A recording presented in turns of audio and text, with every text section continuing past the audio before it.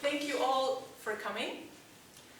It's a less is more kind of event at the beginning, which I think also fits into the ideology of Driton as well. So what we would like to do is, we thought about today's talk in two parts, sort of a two-layered cake. The first one will be about how our collaboration basically started in Belgrade at the U10 Art Space, of the exhibition More and More Thoughts About Other Thoughts. So we would like to sort of go through that exhibition as sort of, let's say, a case study in terms of what Driton has been thinking about, what Driton has been working on, and sort of take that as the diving board for sort of his working experience, how he is approaching art and life and processes in between and connecting the two. And there will be a second layer of the cake later on. So, on that note, maybe this is how we should start. Like, how did we start collaborating, maybe? You know, how did this start? You coming from Pristina and me originally being from Istanbul, but now based in Amsterdam. We actually met in the Netherlands and saw that there are great possibilities in terms of mutual ways of thinking, also the sensibilities, the mindsets, and it turned out that Belgrade would be the very first city in which we would actually do something together. So what happened is, through an open call, our project was selected, and for that, rather than actually presenting completely old work, what we wanted to do was create a mix of already existing work, and on top of that, really, really fresh work. So maybe we can actually start showing. So what we would like to do, what you will be seeing are actually installation shots of the exhibition, because when we were also thinking about this talk, we thought it would be good to show what had happened in Belgrade in Pristina. Also because of the dynamics between the two cities as well. And this is how we'll start. So I leave the word to you, Driton, now. Yeah, but you're leaving me on a stage where I don't know where to grab the branch of the tree. The branch of the tree. Where to? As a cat, where do you jump from? Yeah, right? Yeah. So, what were your thoughts? Let's start with that. What were your thoughts when you were thinking about, you know, putting together, cooking the Belgrade exhibition in that sense? Well, I mean, this is again a process, as you might also remember. I mean, it's initially I didn't have a certain amount of thoughts given to my brain and say that this is what I want to do, let's do this. So even the title of the show somehow summarizes how everything went through. You know, we started from somewhere, we did a kind of a conversation, debate, you know, whatever you call it, via emails, and then we ended up somewhere, and then from somewhere again to another island, and then we stopped at a certain point of time producing a show in Belgrade, or working on a show, and then after we did the Belgrade show, again there is room, there is space for new thoughts about other thoughts, or for for old thoughts about new thoughts, and then this is ongoing and it's continuing between me and you. It's a kind of I don't know what do you call it? Is it a diary? Is it a archiving of thoughts? Is it a conversation? Is it thoughts of the future? Whatever it might be, but.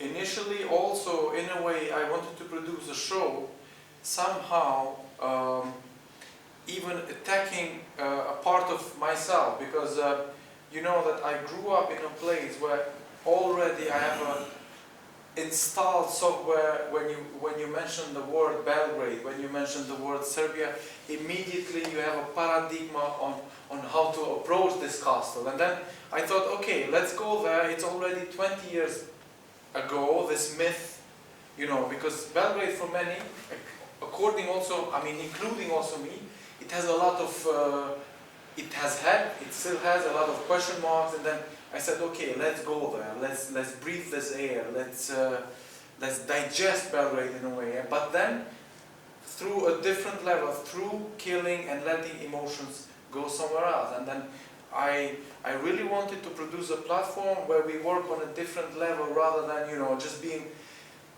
going there with a brand, you know, being a Kosovo artist having an exhibition in Belgrade. I said, I don't want that pie, let's work on a different platform. And then, you know, this was obvious even for you, and I think it's even obvious in the way the exhibition probably looked like. This was also obvious for the audience, and yeah. Maybe actually on that, maybe if you want to go back to Wilde, because this is actually the starting point. Because where do you want to go? To Oscar Wilde. Ah, Oscar Wilde. Because this was, you know, how do you frame it? Because it can be very heavy, right? It can be very loaded, politically, socially, culturally. But there is, I think, there was one thing that struck me with Driton's work, and that was the tone in which very heavy topics are addressed. You know, the weight is there, but necessarily you're not feeling the weight. You are, in a way, thinking about it. It's all relates on a different, so it's like sort of your heart versus your brain. So for me, this was the entry point into the exhibition. And obviously, I think it's always very good to quote someone like Oscar Wilde and be very transparent about it. And this sort of dichotomy, right? Something heavy, weighty, but how do you sort of maneuver through very difficult territory? And it sort of branches, right? But you're not sort of like, the thorns are there, you are very aware of it, and you felt it every minute in Belgrade too, but still you're trying to find your way. That journey is, because it was basically also a very mental journey for you, you know, how to position yourself within this. Yeah, because I think there are a lot of, as I said, probably a lot of already installed narratives, even in my brain, even in my, you know, outbringing. And then if there is anything which I'm really interested, I mean, while doing projects, while producing specific exhibitions, like for example the one in Belgrade, or the next one which I did, is I'm not interested in digesting the narrative, but I'm more interested in producing a counter-narrative, which somehow even questions myself, my positioning, and then these probably give birth to like kind of,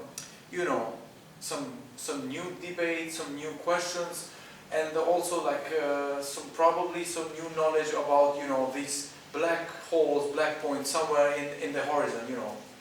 So this was my intention even here, and I'm also, I was again, I mean, challenged, but also at the end happy, because, you know, giving birth to new works, it's always this kind of process. You struggle, and then you do something, and then you look, and probably you feel a bit like, is it me again, you know, is this me? But somehow I want to keep that rhythm, because... So how would you actually, on that note, how would you say, what triggers you in terms of art making, the process of art making? Well, this is a kind of a wide question in terms of answering you.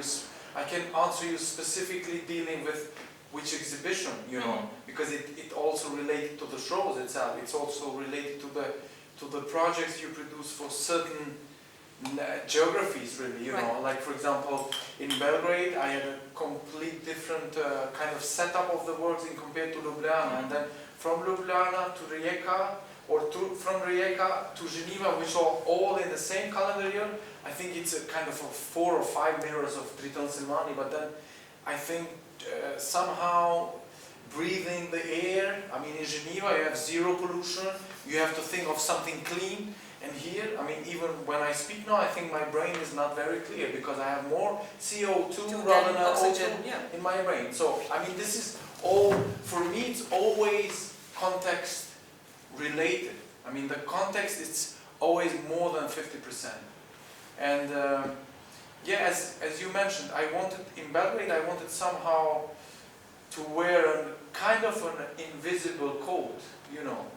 Again, trying to be myself, this kind of way I see the production, way I approach the art world making.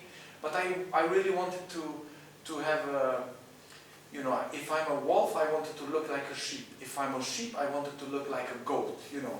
So I didn't want my original skin. Because my original skin, I think it's already overused, and I don't want to have an original skin. I want to change my skins, you know. I think it's natural. So multiplicity as well. Now, maybe we can go on that note. Since you're saying I a lot, let's look at actually the work that relates to you personally, which is still to this day, I would say, is unique in Driton's oeuvre, because it's the only work that he uses himself. Number one, it's a self-portrait, and I think it's a great translation. And I'm really using in that sense, you know, the Latin word translatio, in terms of how do you translate, number one, obviously, maybe you want to hear in this context, it would be also interesting to talk about the saying basically in Albanian, which is? I think you're the only one here who wants to hear this saying. Anyhow, but I love watermelons. There are a lot of versions of it, but I mean, gag from our dialect. I mean, we say "smunesh mi moj dy bostana me një dorë," or even shorter version, but it's like this. So that's, I think, for me this was one of the crucial pieces to include in the exhibition, because this is, I think, a starting point on many levels. To being a human being, trying to be an artist, trying to be a father, trying to be a decent individual, but constant with that, you know, issue of obviously juggling. There are multiple layers, obviously, but this is one reading, right? The literal translation of the saying, and in a way it's also a translation from words to a visual translation too, right? How do you deal? And these are, I think, the two sort of the, let's say, the clusters within Driton's work, right? Words and images. And how do they sort of intersect? What sort of relation do they have? Do they facilitate each other? Is it a conversation? Or are they sort of pushing each other against the wall? But here, obviously, you're using it literally as the platform to discuss multiple things. And that, to me, was absolutely very crucial. And then, once you told me that the location is also very, very unique, then it put a lot of things together in terms of the fact that it was shot in a no man's land between Albanian and Kosovan borders. So that, obviously, it's a different political, social, cultural reality that you are literally juggling with. And this I find really interesting in the sense that after this work you really have not used yourself, the self, your body, your face in your work. Well, this, if you are the first one who discovered this, I never really paid attention to this. I never analyzed if, you know, my face could be reused in future artworks when I did this. But I felt that, you know, it has to be me visible in this position and in this image when I did it. And then probably I was too much engaged with things probably inside rather than outside of, you know, my face, my body, the idea of being also the presence of being present somehow faded away after this, because I found interest in different objects, different image making, and different kind of image editing processes and stuff. But until now, I think this is the first and the last, probably the only artwork where my face, my body is visible, you know, in the performative act in a way. And you are, in a way, you're positioning yourself in that in-between role as well, which is also, I think, quite telling. In what sense, in between? Literally, I mean, physically you're in between, you know, you're on a bridge between two borders, you're between, you know, the sun shining and sort of cloudy, and you're juggling many things simultaneously. Like anyway, that in capturing that moment, I think, you know, you're creating also a memory of a moment that obviously doesn't exist. The fact that you also decided to use the medium of photography. I mean, this is, in art making practice, this is very important, the idea of archiving even somehow invisible bridges like this. I mean, no one probably paid attention. I mean, even myself, I was just crossing over that bridge every time I went to Albania. But then, at a certain point of time, something happened with my life.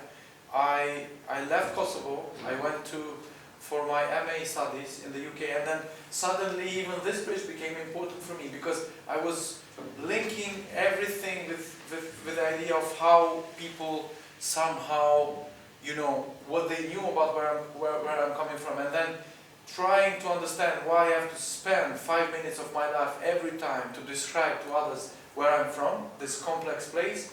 Even a bridge, like a very simple bridge like this, had meaning to me, and then this became even the platform or the setup of the photography itself. So, I mean, archiving even you know, random backgrounds, random environmental, you know, images or whatever, it can be important for every artist, not just for me, because what the time does, it's just like layers and layers and layers of things which you cannot undo them anymore. You know, you just change with time anyhow, and you can't do it with the progression of your mind as well. You know, probably. Mind, but also of the reality as well, because this bridge, right, doesn't exist anymore.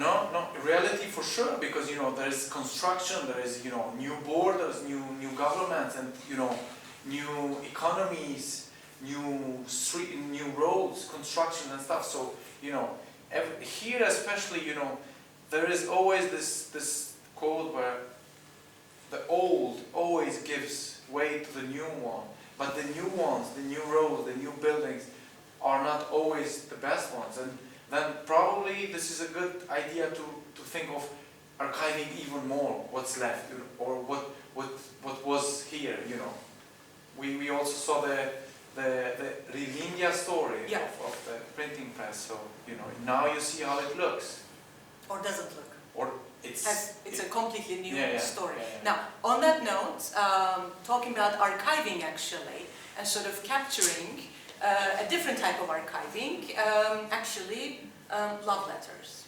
Okay. If we can go to one of those, because that is also fundamentally a form of archive of what for us in the 20th, 21st century is a very sort of, one can say, a very banal object, so much so that, you know, you want to get rid of it. And I'm fascinated by how much actually Pristina still uses plastic bags, and it's for free. I'm sort of, you know. Because of that, they are using a lot. Exactly. So the colors, the object, and of course there is another form of translation here. So a form of a very personal history and personal memory being converted onto a sort of turning into a public memory, right? Maybe you want to tell the sort of the beginning of how the love letters came about. Well, this was again, like many of my artwork production, it came also as an accident, but this is also related to a chapter of my practice, which is like the usage of words. Actually, I've never been using words before as much as I'm using now, and this probably came simultaneously with the idea of not collecting but keeping the bags, because I was like, it hit me really, it hit me. I was going home, I picked my kids, and then I was going home, and like every day almost, which is obvious, my wife texting me, you know, to do the grocery shopping. And then I remember it was like this, you know, this afternoon, 4:30, something like that. I was waiting on a traffic light, and then she texted me, buy this and this and this and this. I said, I was asking, where has our love gone? Where is it? What has happened to my sneaky poetries to her and to her replies, you know? And then thinking, I said, but this might be love. The idea that we got married, we have 2 kids, now we care more. The pressure is how to bring the kids back home and how to cook for them and how to have a good kind of, you know, lunch together. Or Jaffa orange cake. Yeah. So then I thought maybe this is love. It has transformed into the idea of cooking and then eating together. This is the transformation of one of the Buddhist circles of life. You know, you reach one circle, you go to the next circle, the next circle, the next circle. So I thought maybe this is my circle now. And I thought, why don't I do something quite stupid? The things which Blerta, my wife, writes to me, I bought a marker to preserve the time, the battery percentage of my phone on the original authentic bag which I get from the grocery. In this sense, I can archive her. I can archive her love letters to me with her permission for sure. And then I thought maybe, like my friend who became vegan, he said maybe in the next 10 years I'm eating no more fish, no more meat. So maybe like some 1,000 fish can swim on the sea. And I said maybe in 10 years, maybe there are 1,000 less plastic bags in the street, you know, or from the supermarkets ending up somewhere else.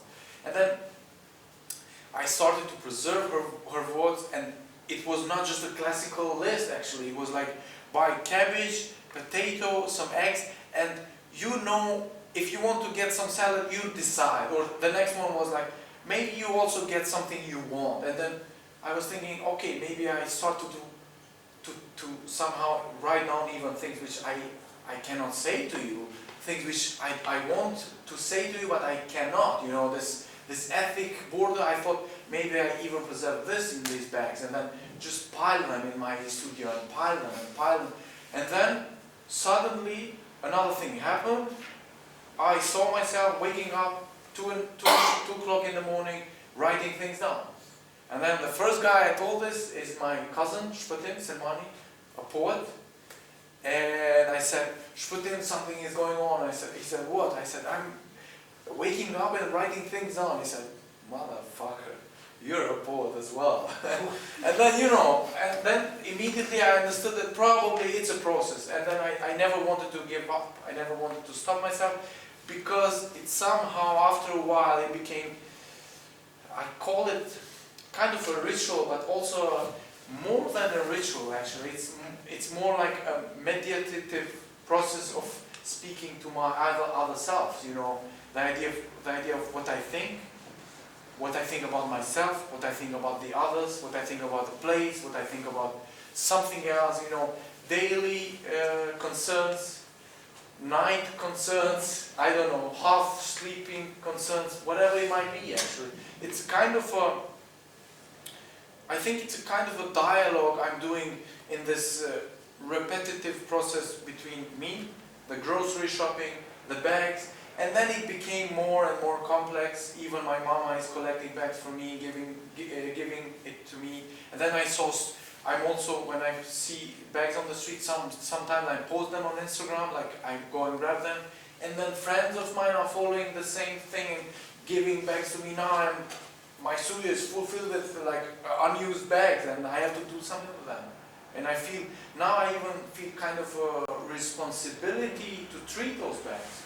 And I feel that, you know, I was looking also for kind of a canvas really, because I remember when I was a student, I was very bad with the backgrounds always. I didn't pay attention to the background of doing a painting. That was not important for me. So maybe the bag is my background, you know, and also it can apply probably to the place where I come from. This place is fulfilled with plastic bags, so I might be a marker or a sentence or a kind of a, you know, quote, but I come from this background, which is like here, you know, you can even smell here the pollution. But there is, I mean, in that sense, I find it very smart, because it's very practical. It has tremendous archival value, especially considering that, you know, now you cannot use it in many countries as it used to be done. But I also find that even the way the project has, the nature of the project, right, from a sort of a shopping list nature, it has extended into love letters, and now you are even thinking about sort of renaming it a different name as well. Atlas, yeah, because it has that sort of across borders, right? I mean, when you think about the nature of an atlas, is the fact that it signifies the borders, but it is also beyond the borders, and so is a plastic bag in that sense. So that's why I was, when I was thinking about your plastic bags, I mean, they have a very, very invasive nature. Number one, in terms of the material, the plasticity of it, but also in terms of your thoughts, because they really, I mean, they are so snappy that the minute you read them, they also invade your brain, because you immediately connect to it and you agree or you disagree basically. But also the nature, how you just explained how, you know, sort of there is now a communal effect an added bonus to it as well, adds to that invasive nature as well. And another thing I was thinking about with the plastic bags, and it's in a way, I think, a nice reactivation, rethinking, requotation of a great artist from the past is Andy Warhol with his time capsules, in terms of, you know, freezing that moment, right? Whatever sort of junk, shit that you wouldn't think about, he would place it. And he did this for nearly 15 years, till the end of his life when he passed away. And now, basically, the museum, you know, every time they're slowly but surely sort of unpacking it. And in a way, it's really a glimpse into that moment, whatever he was able to collect. So in a way, I mean, the banality of it, also thinking about for the future, environmental issues, nature issues, there is also that layer too, which I think is a you know, it's a very, very important and crucial aspect of the work as well. One thing we didn't discuss is how you also prefer to present them. Well, the nature of their presentation probably is, you know, like the one which we see here, because I struggled quite a lot at the beginning. And you know, I told this came as an accident, I told you. So I was not really paying attention in how to present these bags, because for me at the beginning, you know, I was just preserving particles of what was going on every day of my life, and then I didn't even see this as a project, you know. But going through it and then starting my kind of putting my hands even in the production of it, and then presenting it for the first time, I thought these are somehow pieces of somehow suspended moments of life, and then I really wanted to give this this sculptural dimension to the bag itself, and then how could this perfectly be done? I think the idea of suspending it in a vacuum-looking frame. I think this was a kind of a dialogue I did also with some friends of mine who I asked for their thoughts, for their help, and then this came somehow as a process of how to decide into presenting them. This came as a kind of a dialogue, also as a dialogue with the bags itself, because you know I really didn't want them I didn't want to flatten them, because in many occasions the only flattened body of them were at the moment the guy from the shop takes them and gives it to you, and then you put something on it, you know, even like value and whatever it is in it, and then when you go home it's not flattened. And I thought maybe I preserve them like authentically on the way, on the body it has at the time you remove the goods from it. So this was like that, you know. So you're freezing time, you're freezing your thoughts, and also obviously you are really putting immense weight into them in that sense, in terms of the ideas that you are presenting. Now, let's, you're better, yes, closer to it. Now, this was one new piece that you had created, using really the space of the gallery, of the presentation. So here again, I think, you know, again, sort of cultural intonations, what exactly do you make of two words, but no? And in a way, sort of adding weight onto it as well, and how to sort of creating this hierarchy, right? I mean, letting you talk, yeah, and not. Probably, yeah. But you know, I even said it, but there are two very similar buts, but I think very, very different ones.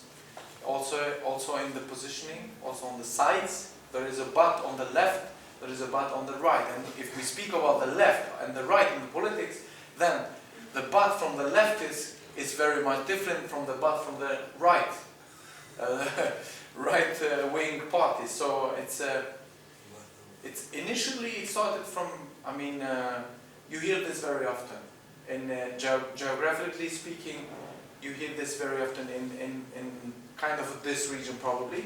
And the but is, the word but is causing a lot of, I say, there is a lack of respect. There is this idea of somehow even opening the supremacy of the other towards the other. And I thought maybe I produce a monument on this very, very simple, short word, but which is causing a lot of tension, a lot of misunderstanding, a lot of misconception, and a lot of dust through the conversation in the table. So if this is dust, I wanted to produce from this kind of dust which is thrown, I want to produce a kind of a monument about this, you know, this preservation of a mini, like 0.3 seconds of the lexicon of the mouth. You Yeah. know? Yeah. Now, let's move to... You want to go forward or backward? let's see. Let's see. Yes. So basically giving you a better sense of what I meant by, you know, the weight of the story and history, both personal as well as, I would say, cultural, and issues. I mean, you're sort of what I call the brainy quotes, basically, what he's placing on the plastics. Now, You want to move? move. Let's move. So how you are really using sort of idioms, words, and I think it has a lot to do with sort of how you also use social media as well. Well, I think, to put it shortly, I think I'm using the same platform as the guy who gives you a bag. You know, whatever you might buy, it can end up on a bag. So whatever it's around me, whatever it's around my brain, whatever it's happening around me, it can also go on a bag. And then some things are more serious, some things have more irony, some have more humor, some of them are probably very deep thoughts, but then given the nature of the plastic, they take another shape. Some are like very, I don't know how to call them, like just like jokes which I do with people, or jokes which, you know, dwell around and then they end up like I have no idea really. It's the same level of nature like the bags, also the words who are applied or who can be applied in the bags. I have no curatorial selection of what to do and what not to do in the bags. I mean, the bag is somehow the ultimate end process of these thoughts. Many of them start by writing them down on my phone, and then I have a selection. Probably what you have seen is the half of what has ended up in the bags. I mean, some of them are still there, I don't know. I mean, probably I have to archive them in a better stage. But it's like that. It's a process. I think with time, I don't know, I think just like with the monkeys, with the donkeys, my ears just grew and grew and grew. Now I'm listening more, I'm paying attention more to the events, even on my very personal life. And I think every particle of that can be important. As less as it is, as more meaning as it gets for me. And then trying to put another level and then trying to rearrange some words, sometimes, even inventing some fictive words and combining them, it can produce a kind of probably a moment. There is another moment that we didn't talk about, and this is fundamentally, I think, what, in a way, the bag sort of starts the discussion of, and that is movement and mobility. Because as the bags are being transported, then you sort of take the thoughts, the moving thoughts, onto a different level as well, by placing them on really things that move. So your van, your vans that go all around. So as part of the exhibition, Driton also included sort of one can say, a visible-invisible aspect of the exhibition were actually vans that were going in mysterious directions on the map, let it be Belgrade or not.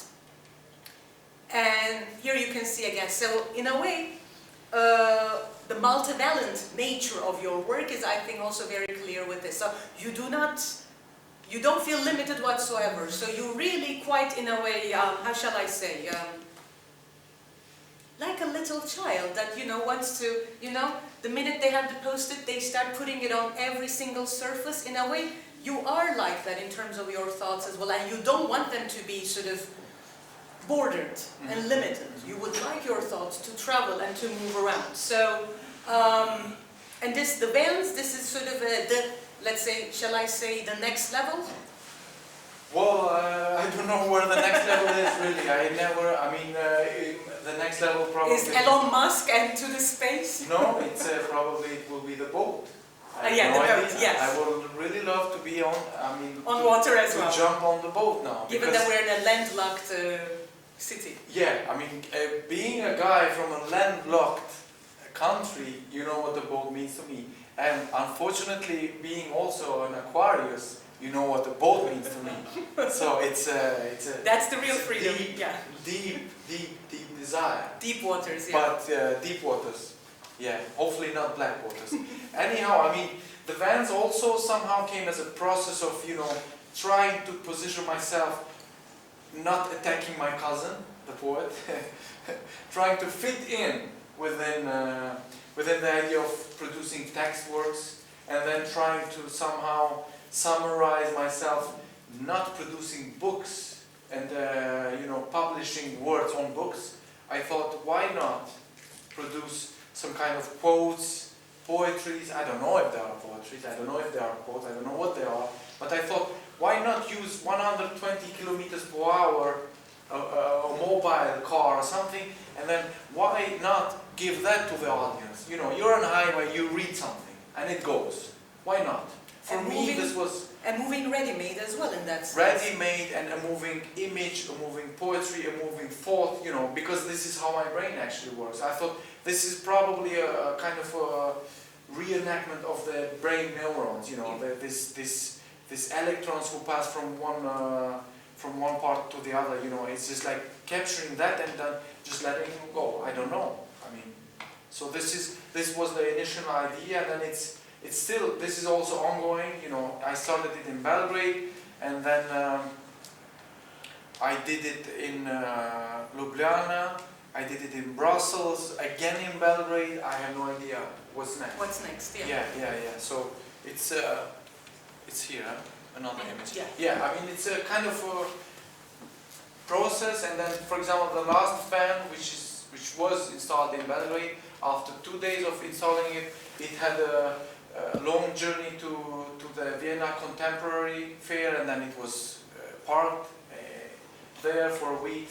And then it came back. Actually it's a van owned by a gallery, which travels quite a lot from Belgrade to Switzerland, Austria, and Western Europe. And this is one of the vans. The others are, I think, also the others are moving somewhere. Yeah. But you turn it, you translate it, you transfer it into a different medium, obviously. It's not a van anymore, it's totally something else. You put your signature on it. Actually, I don't see the van as a van. I see the van as a place where I can, as a space where I can place my, your art canvas, work, whatever it might be. My production, my text, my thoughts, So shall we, in a way, close the parenthesis of Belgrade? Do you want to add anything on? No. No. I don't know. Did I miss anything? No, I don't think so. No, I don't have to add actually. But for me, my presentation in Belgrade was very important actually, and I really, if there's anything I can add, anything I can say, is that I really gained a new energy.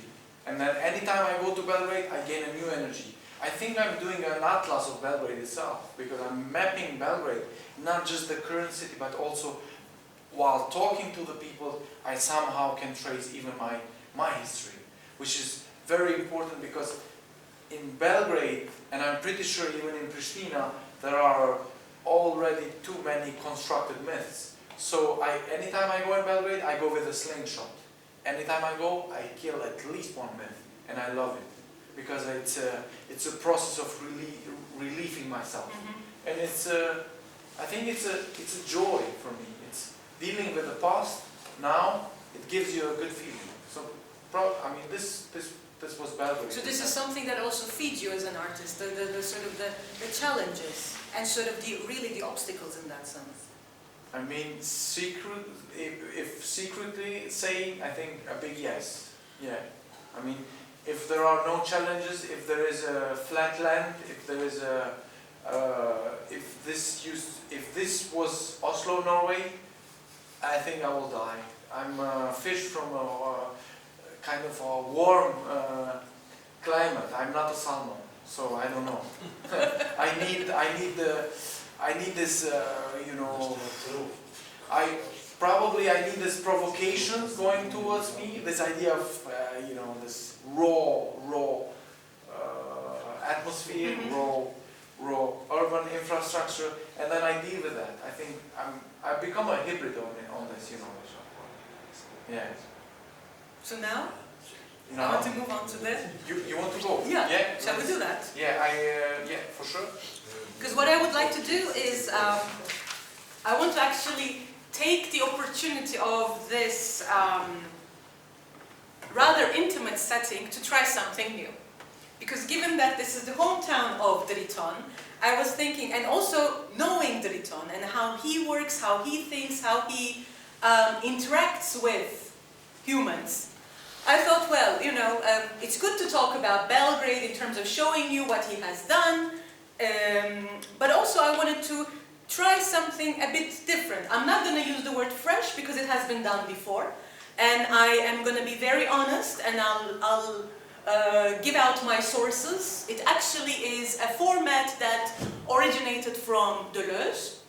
It's called ABCD, and I would say most recently, considering that we are in a more artistical milieu, it was done by the great South African artist William Kentridge with Caroline Christophe Bakariev. So basically it's a format that I find it lets movement of thoughts and ideas.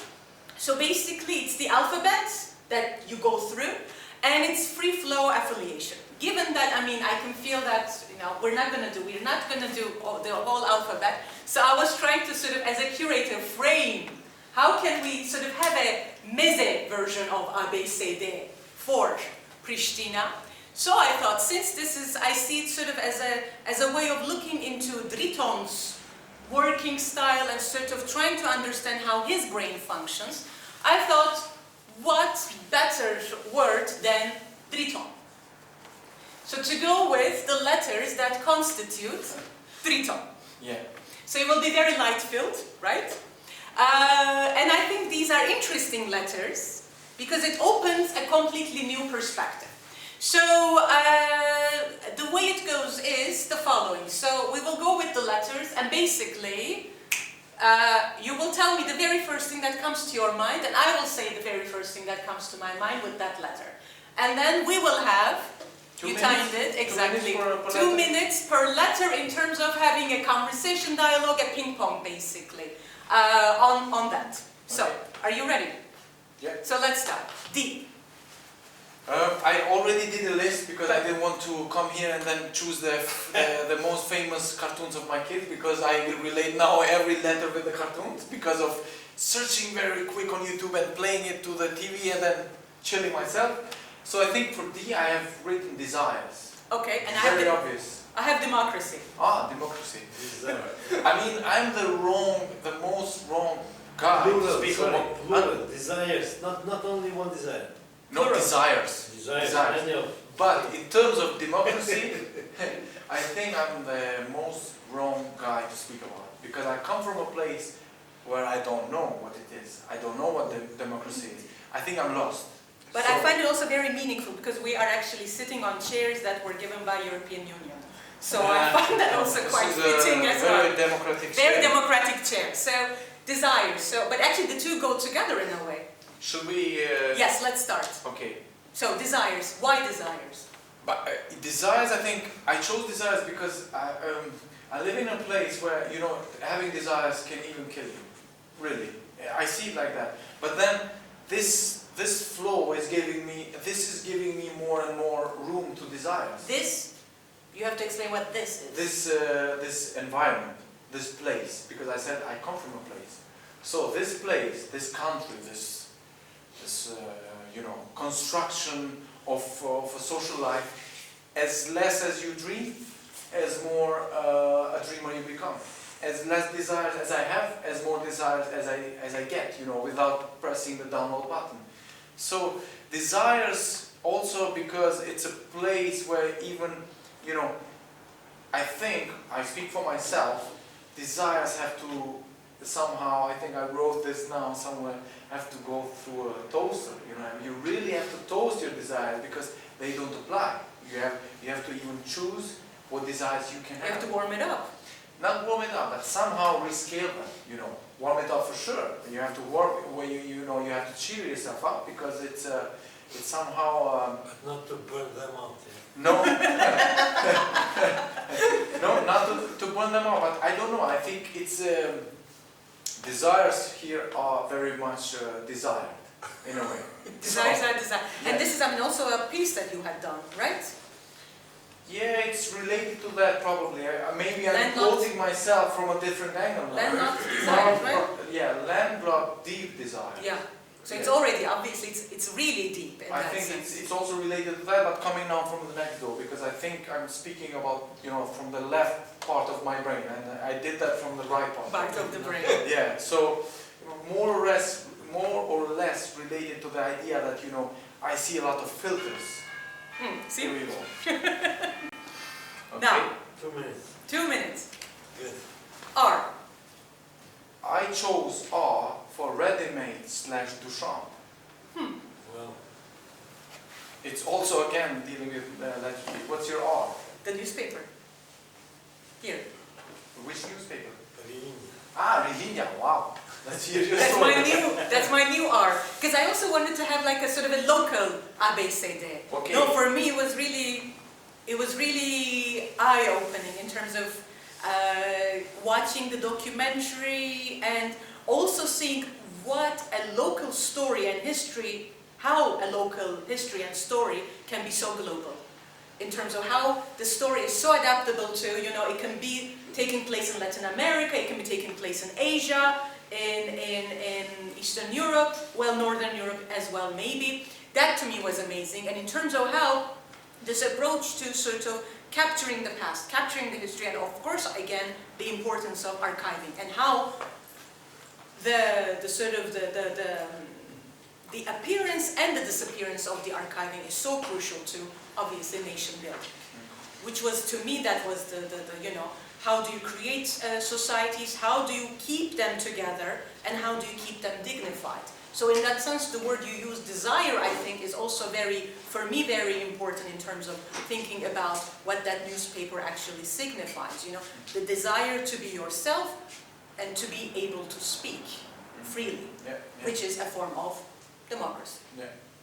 So, but this is my art. Continue? I think I also want to add a bit about Rilinha because for me, I mean, I was a little kid when Rilinha closed, but I have an image of that time. And then the Rilinha somehow, for me, summarizes a kind of, you know, a beautiful extinct animal which used to be part of the chain of the animals. I mean, for me, Rilinha is probably a mammoth, you know, which what the humans have done have made it disappear. And then now you cannot do anything except just, you know, checking the books and the drugs and stuff. But the aftermath of Rilinha is very much present because Rilinha used to be the pre-internet of this place. And then what the people have done there are still significant, even political, you know, figures now here. Here we go. I think we should really cut it down with when the ring goes out. I. Yeah. I as the I? No? The letter I. Okay. The letter I from my side is irony. Perfect. Identity. Identity. Okay. They go very much connected. Where should I start with irony or identity? You should start with the irony. But my identity it has a lot of irony actually. And my irony, I think it's mostly coming from my identity, because I think one of my vents, which I wrote at the beginning, is that when I see nothing, I have to imagine something. So this is the idea of how how irony plays with myself, because sometimes there is a lack of I think I didn't stop.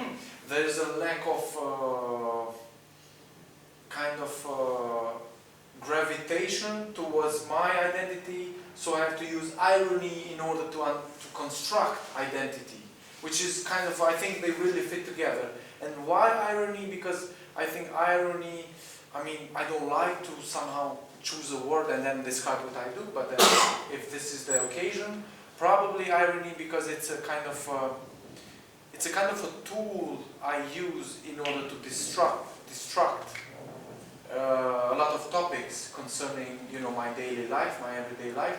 And I think it's a kind of a sport, a kind of a gadget which I really want to hold in my arms, and I really want to somehow, you know, shoot bullets with.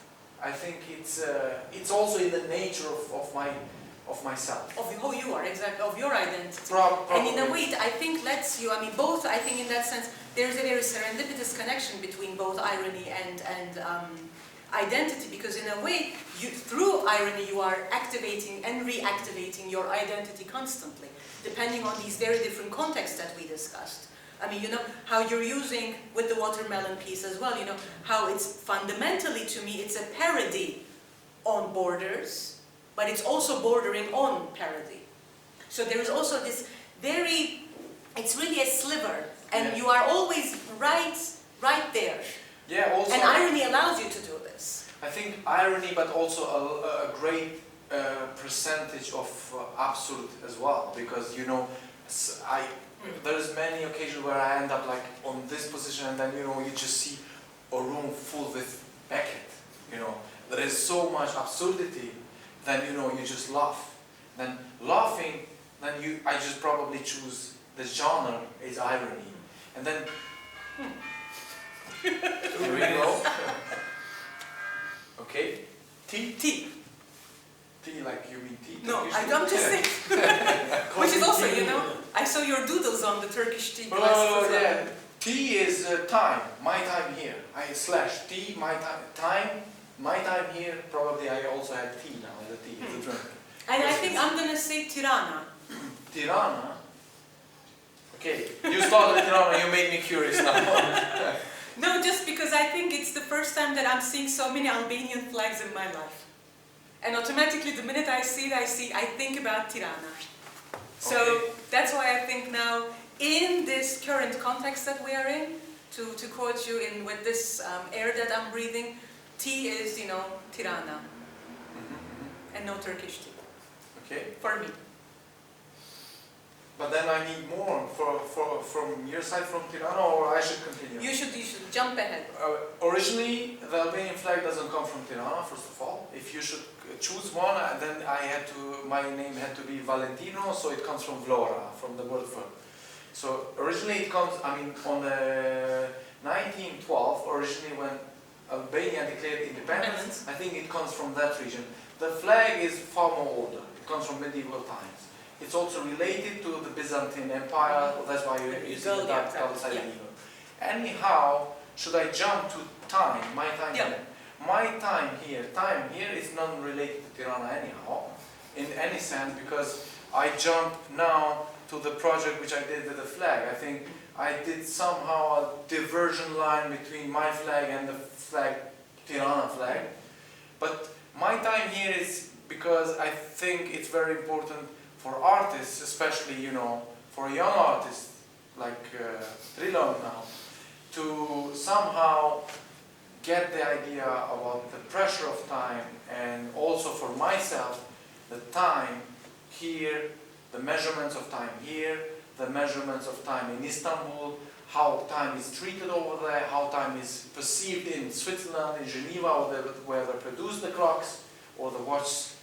So, and also in relation to my time here as an artist, what is, you know, sto djela, what needs to be done, you know, what is my role here? So they are the famous. And also your internal time as well. Surely, and also related to archiving your time, my time, And the time. 2 minutes. Stop. We have to really respect time. So, okay. Oh. Oxygen. Ah, precious word. see, we really, yeah. Yes, because I guess you realize the value of something when you do not have it. So for me, that's what oxygen is right now. Especially being here in Pristina and even coming here, you know, seeing the smiley face saying, you know, the air quality is horrible, basically. Did you download the software? No, but it was visible. As you're coming here, there are, you know, sort of boards actually that tell you that. So that to me was how you internalize, you know, the level of the CO2, O2, and how precious it is, basically. Because fundamentally, I mean, from the plastic bags to the van, I mean, there is a thread that I think goes along, and it all has to do with the fact that we are here because, you know, we can breathe. So.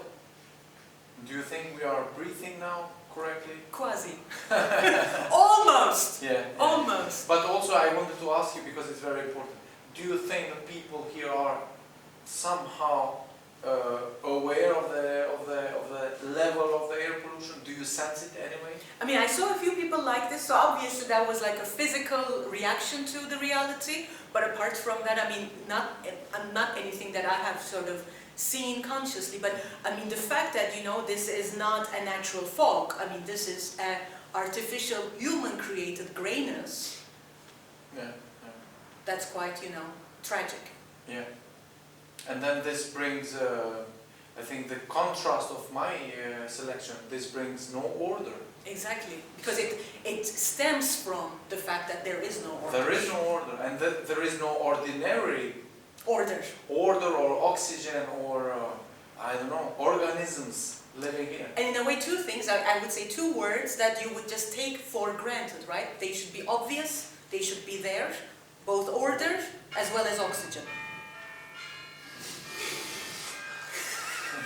Crucial.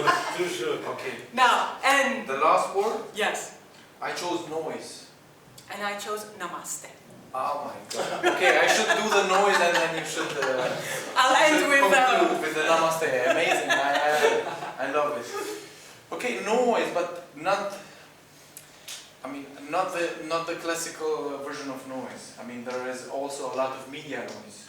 And I probably would like to speak about the media noise. And you know this. Well, what do you exactly mean by the media noise? There is the media noise is the noise produced by the bombarding of, you know, news, fake news, the idea of this everything coming from the media. Actually, it's also known as noise. You know, the idea of over bombarding. Nonsensical, yeah. Yeah. So I think this for me, because I see the threat or the thread, which I'm also chain or part of this chain. And very often I'm also somehow not concentrated on what I want to do, what I'm doing, because of the noise produced by the things around myself, like the cell phone, the social media, and this and this and this. But then somehow I want to do a namaste in this noise, to reach this level where I can find myself, because this current is taking me very often, you know, this torrent of noise. And then I really want to somehow see points where I can, you know, stop, think, and, you know, go back again, or go with the flow. But I think it's a threat. This amount of noise is a threat, even to me, even to the people around, even to, you know, to parents, to children, to believe, to making you believe, and whatever. Let me stop here, you continue. So on that note, maybe I will say, precisely because of that, namaste is crucial, I would say, in terms of, you know, sort of orienting yourself, to sort of centering yourself, and most importantly, to say, you know, namaste. Thank you. Namaste. Namaste. So, this was a short version. This was a short version? And very highly, obviously, affected by the quality of the air that we were all breathing. This would have been completely different in most probably Bergen, Norway. Let's put it that way. Yes. Yeah. But what we all need is green. Oh, especially Pristina. Accidentally, again, we have a green color. Yes. Okay. I think on that note, I want to say namaste to all of you. Thank you, Driton, and thank you to all of you for being here. Thank you.